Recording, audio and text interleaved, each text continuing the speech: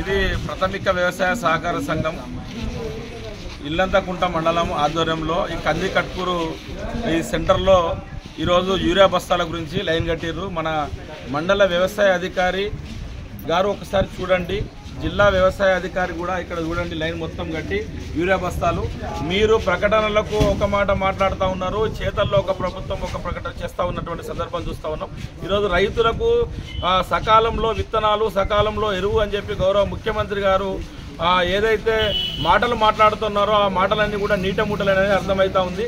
ఈరోజు నిన్న మేము యూరియా వెంటనే రైతాంగానికి ఇవ్వాలి, ఇల్లంతకుంట మండలంలో కాదు రాజన్న సిరిసిల్ల జిల్లాలో మొత్తం యూరియా కొరత ఉంది, బ్లాక్ మార్కెట్ నడుస్తుంది, రైతులకు చెందవలసినటువంటి యూరియా పక్క మండలాలకు దాటిపోతుందని చెప్పి నిన్న మేము ప్రకటనలు చేస్తే యుద్ధ ప్రాతిపదికన ఇక్కడ ఉన్నటువంటి మండల వ్యవసాయ అధికారి అదేవిధంగా జిల్లా వ్యవసాయ అధికారి ఆగ మేఘాల విన ప్రకటన చేసింది.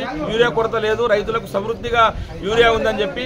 కానీ ఇప్పుడు ఒక్కొక్క రైతుకు 20 బస్తాలు 30 బస్తాలు యూరియా అవసరం ఉంటే 2 బస్తాలు, అది కూడా పోలీస్ పహారా మధ్యలో 2 బస్తాలు లైన్ కట్టి ఇక లైన్ మొత్తం చూడొచ్చు మనం లైన్ కట్టి ఇక్కడ ఇస్తున్నటువంటి సందర్భం.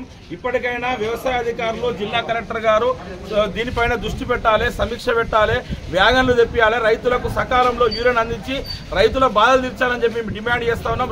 లేనట్టయితే 2-3 రోజుల్లో పెద్ద ఎత్తున రైతులందరినీ కలుపుకొని పెద్ద ఎత్తున ఆందోళన కార్యక్రమం చేపడతాం. అదేవిధంగా కలెక్టరేట్ ముట్టడిస్తాం. ఈ ఏదైతే వ్యవసాయ అధికారులు ఉన్నారో ఈ కమిషన్లకు బ్లాక్ మార్కెట్ పోకుండా సకాలంలో రైతులకు ఏదైతే నిర్ణీతమైన రేట్ ఏదైతే ఉందో ఆ రేట్ ప్రకారమే ఇవ్వాలని చెప్పి మేము డిమాండ్ చేస్తా ఉన్నాం. ఇప్పటికైనా ఈ చౌకబారు ప్రకటనలు, ఈ అసత్య దూర ప్రకటనలు మారాలని చెప్పి జిల్లా వ్యవసాయ అధికారికి అదేవిధంగా మండల వ్యవసాయ అధికారికి మేము తెలియజేస్తా ఉన్నాం.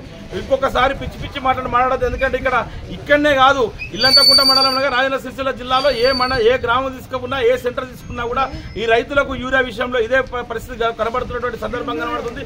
రోజు రైతులు వెనుకట మార్పు అంటే 10 సంవత్సరాల్లో కేసీఆర్ గారి నాయకత్వంలో సకాలంలో విత్తనాలు, ఎరువులు, యూరియా బస్తాలకు ఎక్కడ కూడా లైన్ కట్టని సందర్భం ఉండే.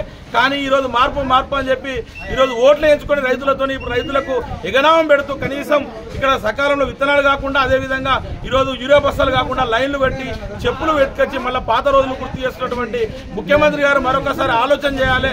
ఇక్కడ నాయకులు స్థానిక ఎమ్మెల్యే గారు కూడా ఆలోచన చేసి రైతులకు యూరియాను వెంటనే సరఫరా చేయాలని చెప్పి మేము డిమాండ్ చేస్తా ఉన్నాం.